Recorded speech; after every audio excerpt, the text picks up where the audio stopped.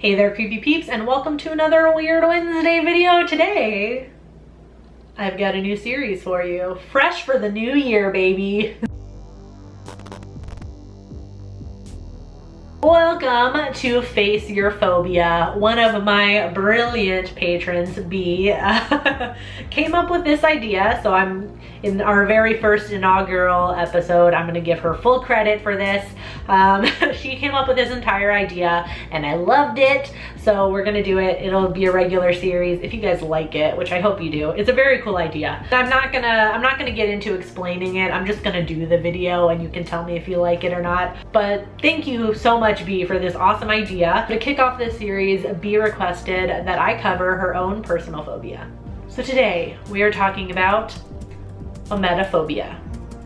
In short, the fear of eyes, triggered by seeing an eye popping out of its socket, getting hit or stabbed in the eye, eyes being sliced, eyes being gouged out or sucked out. As I was doing research for ommetaphobia, I thought about talking about like what could trigger it, but when I was reading it, it just seemed it's your very basic what triggers most phobias, like maybe a traumatic event or something you just like are sensitive about, you know what I mean? Like, I don't think to have a phobia really, I mean, I guess medically to have a phobia, something traumatic has to happen to you, but to be afraid of something, I don't think you really have to have anything traumatic happen to you. You could just be afraid of it for reasons, you know? In her original comment about doing this video, B mentioned she wears contacts, and that's kind of, you know, like where it stems from, like the pain you get, like when your eyes dry out and your contact is like rubbing against your eye and things like that. And I can relate as somebody who wears contacts, well, sometimes wears contacts. All right, so these are the scenes in horror that stand out to me in terms of eye violence. First, I had to include an eye-popping scene, and for that, I chose Evil Dead 2. This scene wouldn't be as memorable for me if, one, I wasn't such an Evil Dead fan, and two, it was just a regular eye popping, which it's not. Nope, of course, it being an Evil Dead movie, not only does the eye pop out of its socket, but it flies across the room right into Bobby Joe's mouth. Speaking of eyeballs in mouths, let's talk about an eyeball eating scene. And this one I'm picking from The Green Inferno. I mostly remember this so well. It was the first one that came to mind because a couple of months ago, I rewatched this movie for the very first episode of Does This Offend You? We got like the tribe matriarch popping out the eyeball with her weird like claw thing, and then she pops the eyeball in her mouth. And the way she does it is what grosses me out the most, I think. Like she, you know, slowly eats it and kind of just like looks up towards the sky a little bit like she's savoring it, and it's just kind of like the way I eat chocolate, but it's an eyeball. The next one I'm going to talk about is I guess kind of like eyeball severing in a way, but it's interesting because we don't actually see much violence done to the eyeball, if that makes sense. Let me get into it. It's Hostel, and I think you guys all know the scene I'm talking about. So what I meant was we don't ever really see in detail what happens to Kana's face. Like, we don't really know how her eyeball gets out of her head the way that it does. We mostly just see the aftermath. And as if, you know, her eyeball hanging out of her head by her optical nerve isn't bad enough, Paxton comes in and cuts the damn thing. Like this like pus or like optical fluid, is that a thing? Optical fluid? I don't know. Like spews out, and it's disgusting. It's a scene that never fails to make me gag, and whenever I think about Hostel, that's the scene that comes to mind, because when I first saw the movie, that is the scene that I turned away and was like dry heaving, and just, I have a very weak stomach when it comes to stuff like that. Anything that looks like pus, I'm gonna puke. All right, next one we're gonna talk about is good old eye impalement. This one, I'm gonna mention a scene in Lucio Fulci's Zombie 2. I haven't talked about this movie really since I reviewed it, which was years ago now. I feel like it's gotta be 2 years ago or more, because I didn't like it.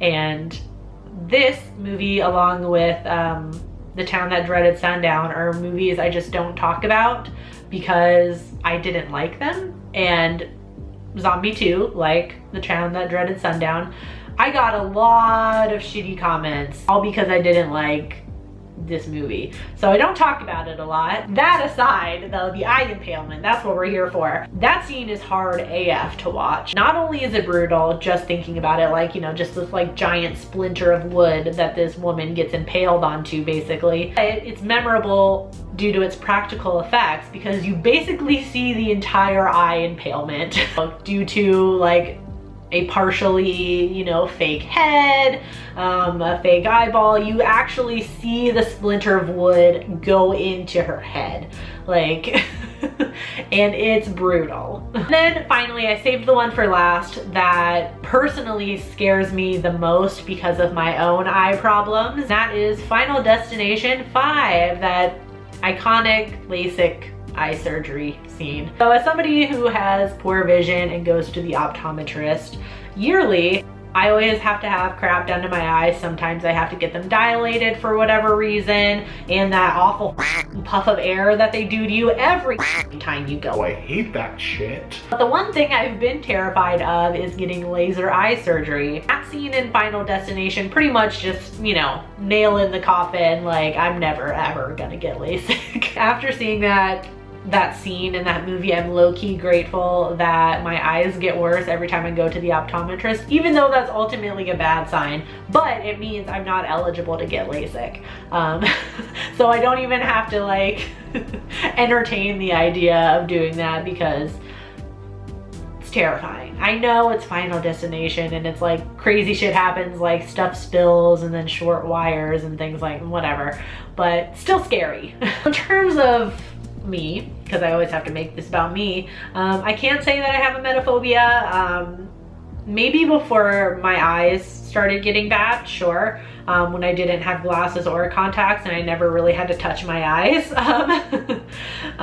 But years of wearing contacts, you know, because you actually have to touch your eye, kind of lessened that a bit for me. Obviously I'm still sensitive about my eyes. I don't want anything poking my eye out, but although I will say like the one thing like eye gouging and things like that, like in a movie, is I'm usually fine. The one thing I can't handle is eyeball slicing. I definitely included a clip of it at the beginning of this video when I was talking about the many different ways you can commit violence against an eyeball. Is Un Chien Andalou, which I remember watching in a film class at UT.